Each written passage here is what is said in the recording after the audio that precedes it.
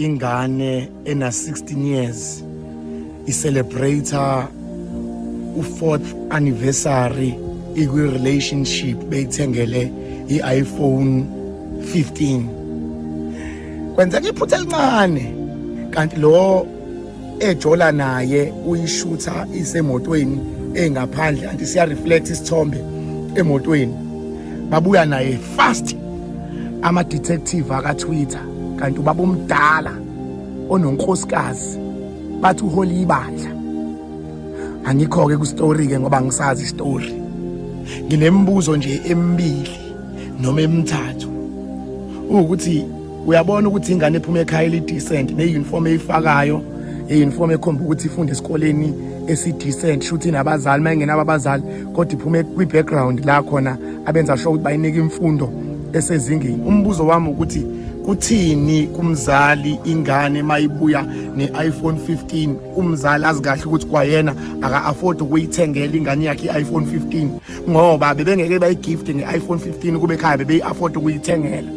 Uthini kuwe mzali if ingane yakhe ibuya inezinto obonayo ukuthi zikhishelwa imali kodwa ayikhishwanga uwe?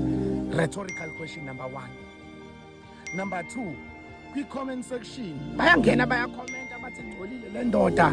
Hayi kukhomenta ngisho abantu okuyibo emaklabhini. Ngeke ngalithola ithuba ngizwana nama-celebrity, ngeke ngalithola ithuba lokubaphelezela becula nginabangani abaculayo ngayohlala kulesiya space sasemaklabhini. Ufica ingane eyino 18 eyino 16 ezinye zi-under age. Inkinga ukuthi zingena nabantu abanemali emaklabhini ama-bounce abayekela ukuthi zingene. Ufica ingane ihleli nobaba ongayizala kukhulunywa sekuzokhulunywa ngoba yilo baba. You understand? Angisho ukuthi ngiyavuna isenzo sabo. Sengizama ukusho ukuthi kodwa siphila namaxoki ngoba nikhuza la kwi-social media nizinyamthuka lo mfundisi kuba sekuvele yena kanti nani niyakwenza lokho. Ngiyadlula ngikho lapho, angikho lapho, ngiyadlula. Nansi into engihlale ngiyimemezela lento ukuthi musani bosisi baba abancane ukuthanda izinto to a point ukuthi nizoze niphenduke ama victims abantu abadala ngoba lengane ibireshwa ayazi ukuthi iyareshwa ngoba ukulala nengane ebelow 18 above 18 is i-rape leyo. Angazi noma bayibiza nge-statutory rape noma bayibiza angazi bayibiza ngani kodwa i-rape leyo, yabo i-rape leyo khona kodwa igama abalisebenzisayo sengilikhohlile.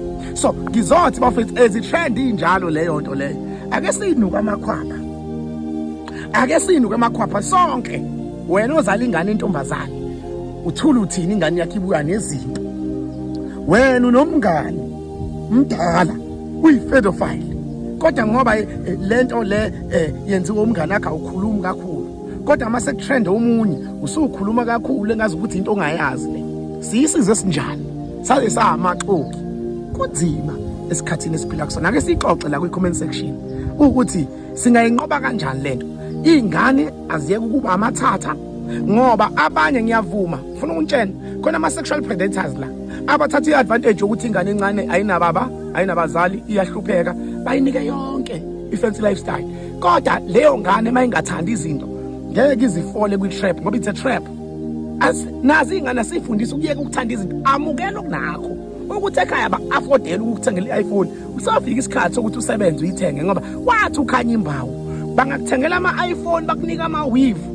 Ayikho into yamahhala la emhlabeni noma ungangakhokha back ngemali kodwa somehow somewhere uzokhokha ngomzimba wakho ngoba lengane isi-sexual victim because yona ithanda izinto angiyijaji kodwa i-reality leyo ngoba njengoba ilala lo baba ama ukuthi ubeyilala uyilala kanti uyayidlwengula ngoba i-below ngokomthetho wase-South Africa i-below 18. So